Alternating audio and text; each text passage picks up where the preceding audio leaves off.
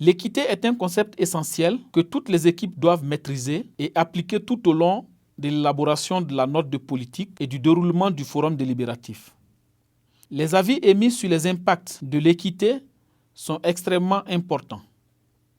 On les obtient en analysant les conclusions d'une étude méthodique et en considérant les potentielles incidences d'une intervention sur les populations défavorisées.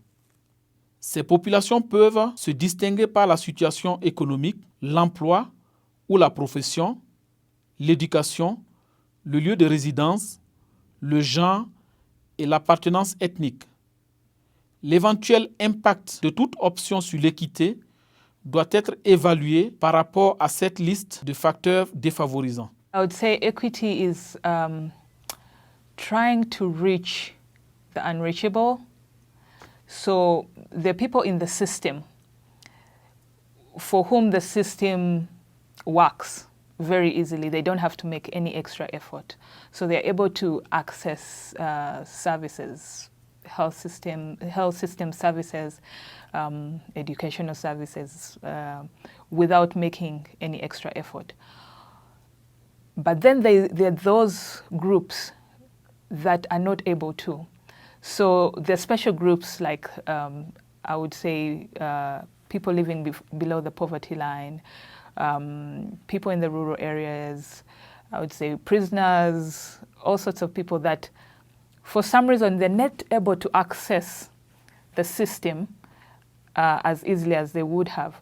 So an equitable system would be one that is able to take care of those who are able to reach it without extra effort, but it is also able to reach the special groups. I would call that equity. Equity is so theoretical for many people.